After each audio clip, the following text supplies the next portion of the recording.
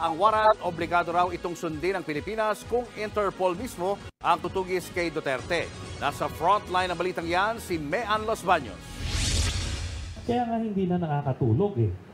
Kung malayo pa itong malabo yan, bakit magpapanik itong mga ito? Sino nagsabi sa'yo hindi nakakatulog ang Duterte?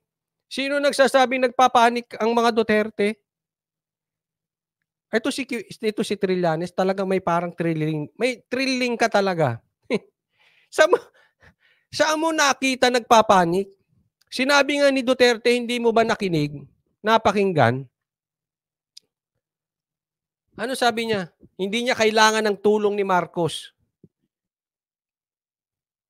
patungkol sa ICC. Sino nagpapanik? Saan mo napulot yan? Kaya mong patunayan na nagpapanik si Duterte? O ang grupo ni Duterte? O para kayong bayarang vlogger na puro kayo fake news?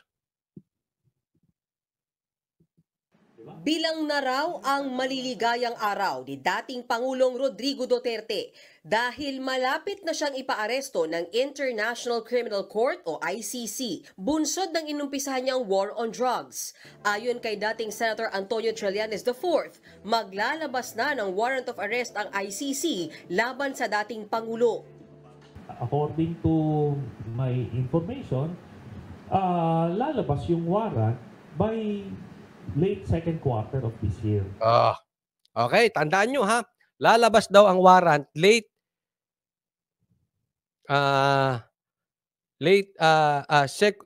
second quarter of this year. So ibig sabihin mga May or June. Okay? Sa'yo galing yan, Trililing. May or June lalabas yung warrant. Tandaan nyo ito mabuti ha. Yung warrant ni Tatay Digong. Pag hindi lumabas yung warrant ni Tatay Digong galing sa ICC ng May or June, because late second quarter eh. O, May or June. Parehas kayong bobo nung intel mo. Sa'yo galing yun. Kasi yung information na tatanggap mo, kasi alam mo, Trillanes, marami ka atang info na pinaniniwalaan na parang ikaw ay nag-i-imagine. Ano ba tinitira mo? Hindi, tumitira ka ba ng balat ng baboy kasi high ka eh. Baka high blood ka. Baka nag-hallucinate ka. Baka na-high blood ka lang naman. Di ba? O, tingnan natin. May or June, pag hindi lumabas, parehas kayong bobo. Nung nung intel mo. Dati nang sinabi ni Trillanes na gusto ko sinabi ni Wing Show. May araw yan kay Ben Tulfo. Sinabi ni Ben Tulfo yun, narinig ko. Hindi pa tayo tapos, Trillanes. Tatandaan mo. Pag nakaupo si Ben Tulfo, atago ka na, iihi ka sa pantalon mo. kapag imbestiga na ang ICC sa Sabi ni Pinoy News Files, baka si Boying Intel niyan. Oo, sa bagay. Ang dami niya nang papahuli. Hanggang ngayon, di pa nahuhuli. Close kayo ni Nino? Hindi, nagtatanong lang. Pilipinas noon pang Disyembre, pero walang kumpirmasyon dito ang mismong ICC. Ang gobyerno naman, hindi nagbabago ang posisyon sa issue. Una nang giniit ni Pangulong Bongbong Marcos na hindi nila kikilalanin ang investigasyon ng ICC. Ito naman sa maganda sinabi ni Marcos, hindi nila kikilalanin ang ICC. Sana, pag yan totoo, ay saludo. Pero pag yan ang totoo at inaresto si Tatay Digong, sa tingin ko, yun ang katapusan. Dahil hindi na dapat saklaw ng jurisdiction nito ang Pilipinas na kumalas na sa kanila noong 2019. Pero sabi ni Trillanes, walang choice ang gobyerno kundi sundin ang ilalabas na warrant ng ICC, lalo na kung tugisin na rin ng International Police si Duterte. Ang Pilipinas, miyembro ng Interpol.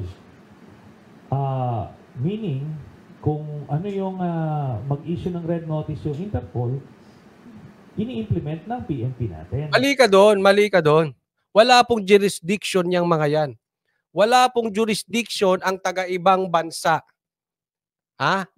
Baka itanong mo sa abogado mo yan, ang may karapatan lang mag-issue ng warrant of arrest sa mga Pilipino ay yung nandirito. Yung ang ipapa-extradite si Kibuloy, magpapaalam pa ang US sa administrasyon para extradite si Kibuloy.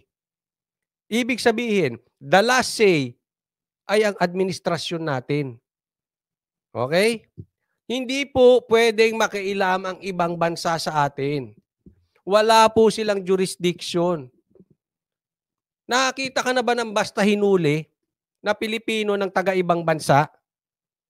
Pwede siguro nakipag-ugnayan sa ating administrasyon, nakipag-ugnayan sa ating gobyerno o sa pulis, at pulis ang gagawa ng hakbang. So, ibig sabihin may go signal. Ano ka ba? Ikaw ba'y talagang naging senador? Hindi naman ako abogado kasi kung lahat na lang na ipapahuli, pwedeng ipahuli, pwedeng bigyan ng warrant of arrest. Abay, delikado yan. Abay, itigil na natin yung mga pulis natin dito. Itigil na natin yung korte. Wala na rin silang silbi. Ibang bansa naman pala tagalabas ang gagawa ang maghuhusga. Bakit pa tayo nagganon-ganon? Ito si Trillanes, ewan ko sa'yo. Ngayon, yung ICC meron silang cooperation agreement with Interpol. Meaning, pwede sila magpasa doon ng warrant para ma-issue ng red notice ng Interpol. Therefore, obligado tayo ron kasi bound tayo ng international agreement na yun. Hindi rin. Pwede sila mag-issue, pero hindi ibig sabihin obligado tayo. Hindi. Niloloko nyo ata si Marcos. Trillanes, niloloko nyo ba si Marcos? Parang mina-mindset nyo gobyerno Ganyan ang gawa. Parehas sila ni Lamas. Etong Dilaw, inuuto si Marcos. Mina-mindset, dapat pahuli na daw ng ICC si Marcos kasi yan naman ang litanya ni Lamas kasi pagka pinaabot pa yan next election, hindi na nila maaawat ang Duterte. So, kung talagang gusto nilang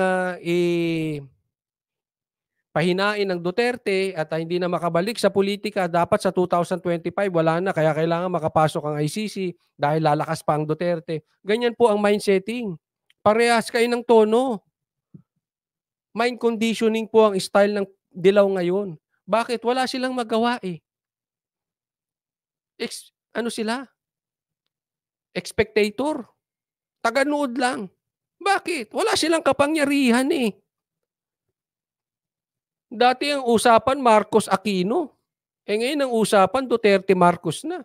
Naging mukha silang tae. Anong gagawin nila?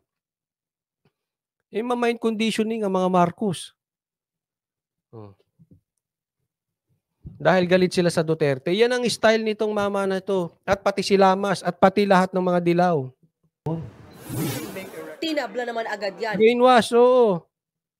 Mga komunista kasi, sabi dito ni Pinoy News Files, mga komunista kasi sila kaya mahilig mag-brainwash at control freaks. Yun, totoo. Diba? Ni Solicitor General Minardo Guevara dahil wala pa naman daw pinapangalan ng akusado ang prosecutor ng ICC sa gumugulong nilang investigasyon. Hindi rin daw obligadong sundin ng PNP ang red notice ng Interpol kung warrant ng ICC ang pagbabasehan nito. Kita mo, sinabi na yan hindi raw. Maliwanag. Sana yun, asan na yun? Ganito rin ang sentimiento ng di kikilalanin ng Pilipinas. Ganito rin ang maliwanag notice na ng Interpol kung warrant ng ICC ang pagbabasehan nito na hindi kikilalanin ng Pilipinas. Hindi sila obligado. Trillanes, sino ba talaga abogado mo? Saan mo pinagkukuha yung mga pinagsasabi mo? Ayan maliwanag. Hindi po obligado ang Pilipino sumunod sa ibang bansa, lalo't lalo na mga ganitong usapin. Wala silang jurisdiction naman. Paano ka naging mambabatas, Trillanes? Kahina ng... Hindi ka lulusot kay Tatay Digo, maniwala ka. Yang utak mong ganyan, Hindi ka lulusot kay Tatay Digong. Kahit sabihin mo matanda na si Tatay Digong, hindi mo rin siya kaya. Hindi mo kaya si Baste. Hindi ka uubra. Brad, kahit maglabang kayo ni Baste, wala ka. Para kayong night and day, para kayong kapit gatas, napakalayo yung dalawa. Huwag ka nang mangarap, Trillanes, na loko mo na ang taong bayan na ikaw ay tapang-tapangan dyan sa pakukuku mo na yan. Yang tapang-tapangan mo na yan. Hindi ka na babalik sa Senado, laos ka na. Accept it. Masakit, pero yan ang katotohanan. Trillanes, laos ka na. Ganito rin ang sentimiento ng dating Presidential Legal Counsel ni Duterte na si Atty. Salvador Panelo.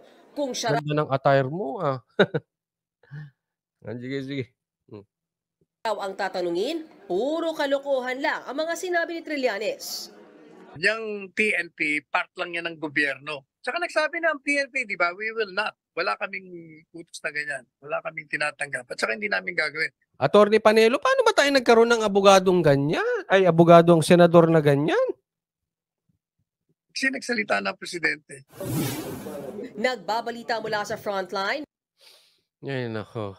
Ayan po ang balita ngayong mga araw na ito. Sabi ni Alejandra Rocco, ganyan talaga ang kanin pag panis nakakasama na sa kalusugan. Kaning panis ito.